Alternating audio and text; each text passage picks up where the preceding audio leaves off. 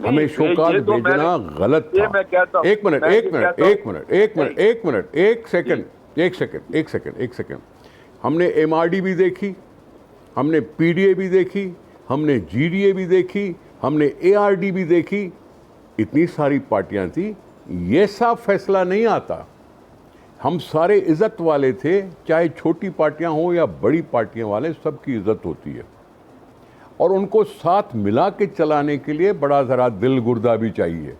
हर एक की ओपिनियन सुननी पड़ती है और उसके बाद कोई ना कोई कंसेंसस बनाना पड़ता है। आप यकतरफा फैसला करके जो आपने कहा इस्तीफा दो तो लॉन्ग मार्च करेंगे, ये गलत था, आप मान लें। इसने नुकसान पहुंचाया है पाकिस्तान के अवाम को। पीपल्स पार्टी या पीएमएलएन की बात नहीं कर रहा हूं। इस बुरी हुकूमत से बचाने में ये हैं आलाकार। इस तरह की डिमांड करना, आपके अपनी अपोजिशन का हवा निकाल दी आपने। ये पहला मिसाल नहीं है।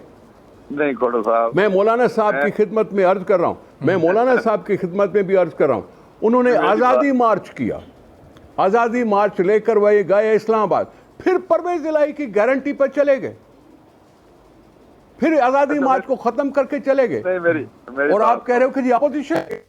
तो खोड़ो साहब, उस वक्त अमली तौर पर आप और मुस्लिम लीग नून उनके साथ नहीं थे ना, आप लोग गए और अपनी हाजिरी लगाकर वापस आ गए। अगर वो उस मार्च को कंटिन्यू रखते, क्या उनके हाथ आता? कितने रोज तक वो उस मार्च को जारी रख सकते थे? क्या दबाव डाल सकते थे हुकूमत पर? दोनों चीजें मुनासिब बात नहीं हो रही। पहली जो बात खोड़ो साहब ने की है, मैं उससे इत्तेफाक करता हूँ कि हेस्टी एक्शन पे बातें हुई और वो नहीं चाहिए थी इतनी हार्श बातें करनी। लेकिन ये बात अपनी जगह दुरुस्त है। ये इल्जाम लगाते रहे, हम इन पे लगाते रहेंगे, यहाँ पे लगाते रहे थे, ये आलाकार या सुलतकार बने हुए हैं। अब तो ये दुनिया जानती है कि पीएमएलएन किस तरह टारगेट हुआ है गवर्नमेंट की तरफ से और क्या क्या जुल्म ज्यादतियाँ हो रही हैं।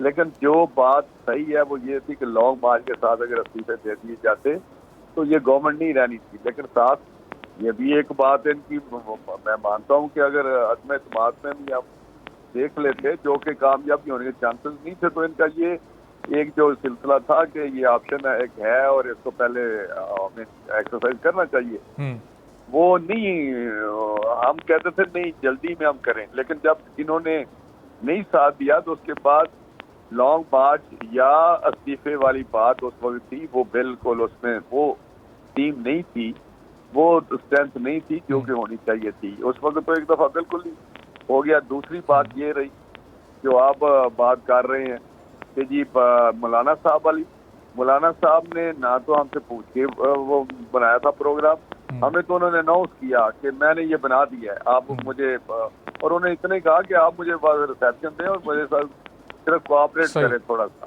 लेकिन पीपल्स पार्टी ने भी उनको उधर से किया, सिंध से इधर से हमने उनको किया और उनके साथ उधर हम बैठे भी रहे। ठीक है, चाहे वो तो माजी का हिस्सा बन गया। लेकिन राणा साहब, पीपल्स पार्टी पीडीएम से निकली, इसका नुकसान तो बहरहाल पीडीएम को हुआ है ना। अब आप लोग आगे जलसे करने जा रहे हैं, लेकिन अब आप इस्तीफों के ऑप्शन पर आप नहीं गौर कर सकते, लॉन्ग मार्च अब आप उस ताकत के साथ नहीं कर सकते। वो उस ताकत से हम नहीं कर सकते, ये बात दुरुस्त है, इसमें कोई दूसरी राय नहीं। लेकिन ये नहीं होना चाहिए था जो हुआ है। मैं आपको बताऊं, इसको संभालना चाहिए था सबको। Thank you.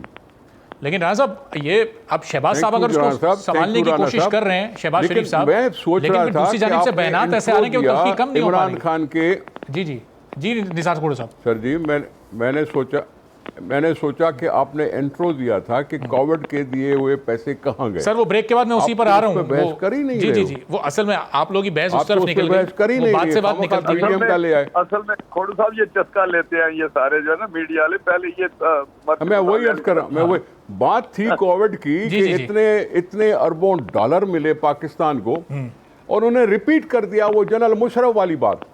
जनरल मुशर्रफ को मिली थी अफगानिस्तान में लड़ाई लड़ने के लिए 3-4 अरब डॉलर। जब उनसे पूछा गया तो उन्होंने सिर्फ 1-2 अरब रुपए का डॉलर का हिसाब किताब दिया, बाकी हिसाब किताब ही गुम था। अब इमरान खान और मुशर्रफ में कोई फर्क नहीं है। इस वक्त तक आप कह रहे हो 3 बिलियन डॉलर मिले हैं, अब 3